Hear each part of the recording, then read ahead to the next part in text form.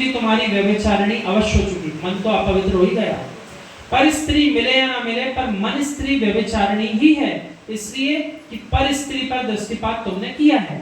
ऐसे ही अहो अहंकारी, तुझे अहंकार की वस्तु मिल पाए या ना मिले, तुझे अहंकार का आनंद आए या ना आए, लेकिन तेरी प्रज्ञा अहंकार के मद में चकनाचूर होकर के व्यभिचारिणी प्रज्ञा हो चुकी है। ये अपन लोगों ने चर्चा करी कि नहीं पहले?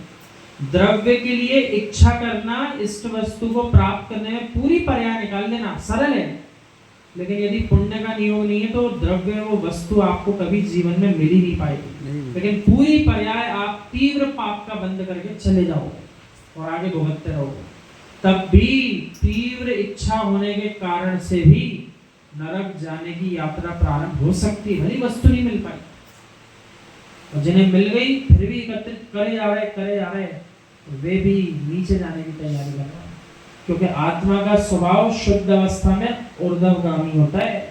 कैसा है?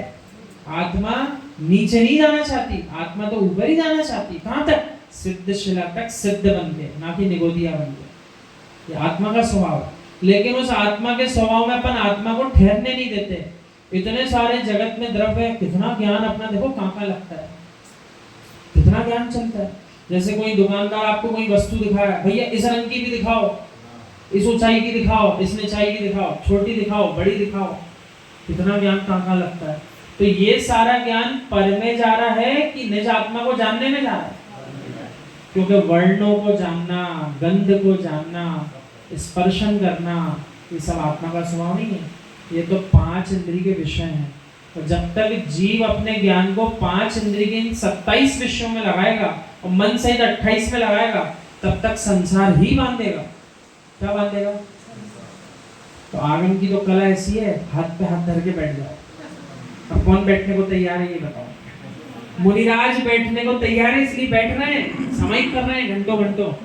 और अपन से कोई कहते हैं भैया आप 6 घंटे बैठना एक ही जगह, क्या करना है? हाथ पे हाथ रख के 6 घंटे बैठना। अब बताओ, तो 6 घंटे सुन के अपन को कैसा विकल्प आएगा? क्या क्या करना है? 6 घंटे यही करेंगे तो गृहस्थी कैसे चलाएंगे? ऐसा बोलेगा जी। तुझे अहंकार का आनंद आ रहा है तो व्यभिचारिणी प्रज्ञा। व्यक्ति व्यभिचारी नहीं होता, प्रज्ञा व्यभिचारिणी होती है। यानी जो व्यक्ति पर्याय में दिख रहा है, उस पर्याय ने क्या करा? वो तो पौद्गलिक है। जो व्यक्ति, जो आत्मा उसके अंदर उस शरीर में विराजती है, वो प्रज्ञा उसकी व्यभिचारिणी हो रही है।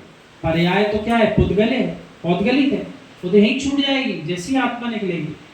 विपरीत बुद्धि ना चले तो कोई व्यक्ति अशुभ का सेवन कर ही नहीं सकता।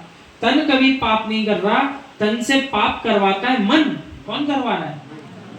और मन भी पहले सोचता है नहीं गलत तो है ये चोरी करना, लेकिन फिर उसको लगता है ये तो चाहिए मुझे, चलो कर लेते हैं आप चोरी। आज हमने दादाजी एक बड़ी विचित्र घटना पढ़ी पेपर में। रेलवे विभाग में किसी ने इंक्वायरी करी, आरटीआई होता है ना, राइट टू इंफॉर्मेशन, हमें जानकारी दो। उसके तहत किसी ने चिट्ठी लिखी भारत सरकार को कि आप ये तो बताओ, जितने महंगे टिकट लेकर लोग यात्रा करते हैं, उसमें जो सामान आप देते हो वो कितने रुपए का चोरी हो गया? तो भारत सरकार ने पूरी डिटेल में रिपोर्ट दी कि करीब करीब 120 करोड़ रुपए के तकिए, गद्दे, रजाई आदि चोरी हो गए ट्रेन के अंदर से। और उसमें 2 स्थानों के नाम भी आए, झारखंड का भी क्षेत्र है और एक कोई और राजस्थान तरफ का कोई क्षेत्र है। इन क्षेत्रों में सबसे ज्यादा चोरी हुई है। तो हम यूं सोच रहे थे, इतना द्रव्य लगा करके जाते हैं उन कक्षों में जहाँ पर व्यवस्था मिलती है, और वहां से भी अच्छे घर के लोग जाकर के चोरी करके लाते हैं। क्यों? क्योंकि कोई देखने वाला नहीं है। उतरते समय कोई तकिया रख के चला गया, कोई गद्दे रख के, कोई ओढ़ने का, बिछाने का, जो जिसको मिला। तो 120 करोड़ का भारत सरकार ने बताया हमारा माल पिछले 2-4 साल में चोरी हुआ है। अब ऐसा कब से हो रहा होगा, कब तक होता रहेगा, तो सब अपना अपना। ये पाप प्रगतियों में से चोरी का एक उदाहरण है जो आज पृष्ठ पे छपा था। और इसलिए आचार्य श्री कहते हैं कि मुनिराज तो समाचार पत्र भी ना पढ़े। क्यों? बोले 4 विखताओं के अलावा और मिलेगा क्या आपको पेपर में? बोले आप धर्म के नाम पर बोलोगे धर्म की खबर पढ़ना, धर्म की कितनी सी, धर्म की आना है तो कितना सा कॉलम आता है, और पृष्ठ है 15-20, और बाकी सब में क्या छपा है? 4 विखताएं, स्त्री कथा, भोजन कथा, चोर कथा, राज कथा, यही 4 कथा है उसमें। बुद्धि विपरीत ना चले तो कोई व्यक्ति अशुभ का सेवन नहीं कर सकता। तन पाप नहीं कर रहा, तन से पाप मन करवाता है। तन से पाप होते होते तो ये निर्गंध युवा मुनि बनते कैसे? कितने युवा मुनि राज आए अपने नगर में, वो कह रहे हैं कि यदि तन से ही पाप होता तो तन तो उनके पास भी है, तो पाप करते दिखना चाहिए, नहीं दिख रहे हैं, ऐसा कह रहा है। तन से पाप होते तो त्यागी व्रती बैठे हुए इस देश में ये कैसे महाव्रती बन पाते? तन से पाप होता ही होता तो इतने पंचकल्याणक विधान आदि चल रहे हैं, जो भक्ति में लगे श्रावक, ये तन का ही तो प्रयोग कर रहे हैं। अपन ने अभी पंचकल्याणक मनाया था तो तन से ही मनाया था कि नहीं मनाया था? मन को मनाया था, फिर तन से मनाया था पंचकल्याण। पहले किससे मनाया था? मन से मनाने की ठान ली, फिर तन से मनाया पंचकल्याण। तो तन से ऐसा नहीं है पापी होते हैं, इसी तन के माध्यम से शुभ कार्य भी किए जा सकते हैं। तन तो कूटस्थ है, तन माध्यस्थ है, तन तो शांत है। तन कहता है मैं तेरे पुण्य के पराश्रित हूँ, तन कहता है आपसे मैं तेरे पुण्य के पराश्रित हूँ, और धन भी कहता है मैं भी तेरे पुण्य के पराश्रित हूँ। मैं तो आ गया भैया तुम्हारे पास, पुण्य कह रहा है मैं तो आ गया, अब तुम देख लो तुम्हें कैसा उपयोग करना।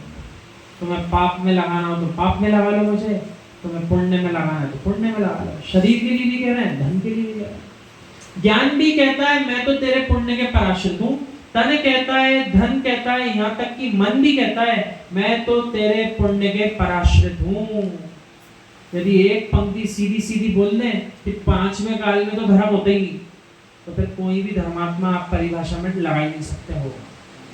और है धर्मात्मा, इसका अर्थ है मन को मोड़ा जाता है, तन को मोड़ा जा सकता है, और अपने द्रव्य को भी सदुपयोग करके मोड़ा जा सकता है।